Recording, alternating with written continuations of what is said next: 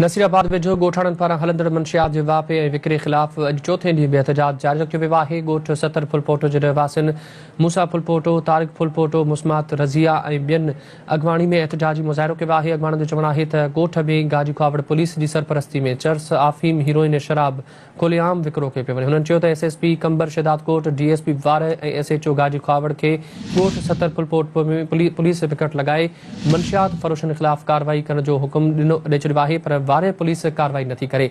तव्हांखे आगाह कयूं पिया, नसीराबाद वेझो ॻोठाणनि पारां हलंदड़ मंशियात जे वापे ऐं विकिरे ख़िलाफ़ अॼु चोथे ॾींहुं बि एहतजाज जारी रखियो वियो आहे। औरतुनि, ॿारनि तोड़े वॾनि पारां एहतजाजी मुज़ाहिरो कयो वियो आहे। ॻोठ 70 फुलपोटो जे रहवासियुनि मूसा फुलपोटो, तारिक फुलपोटो, मुस्मात रज़िया ऐं ॿियनि जी अॻवाणी में एहतजाजी मुज़ाहिरो कयो वियो आहे। ॻोठाणनि जो चवणु आहे त ॻोठ में गाजी खावड़ पुलिस जी सरपरस्ती में चर्स, आफ़ीम, हीरोइन ऐं शराब खुलेआम विकिरो कयो पियो वञे।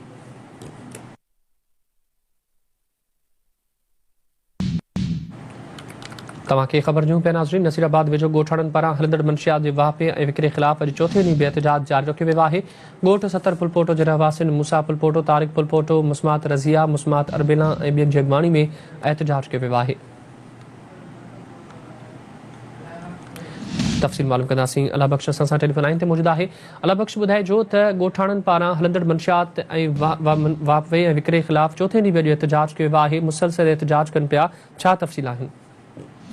जी बिल्कुल, अॼु चौथे ॾींहं ते 70 फुलपोटो जे ॻोठाणनि में मर्दनि, औरतुनि, ॿारनि एहतजाजी मुज़ाहिरो कयो आहे। एहतजाजी जुलूस जी सूरत में तालका प्रेस क्लब ॾियां पहुता आहिनि, जिते हुननि चयो आहे त असां मुसलसल सराप एहतजाज आहियूं ऐं SSP कंबर शहदादकोट, DSP वारे खे हुकुम ॾेई छॾियो त ॻोठ 70 फुलपोटो में न रुॻो मुस्तक़िल बुनियादनि ते पुलिस पिकेट क़ाइमु कई वञे, पर उते जेको मनशियात फ़रोशीअ जो कमु थी रहियो आहे उनजी पार पइजी वञे, मनशियात फ़रोशनि ख़िलाफ़ सख़्तु क़ानूनी कार्रवाई कई वञे, क़दम थियो वञे।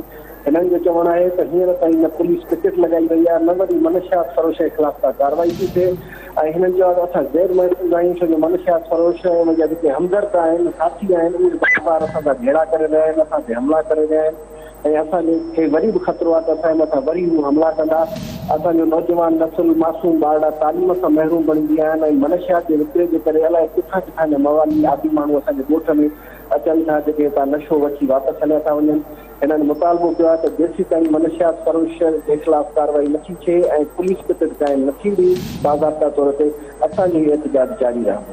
जी ठीकु आहे। अला बख्श, महिरबानी तफ़सील ॼाणण लाइ।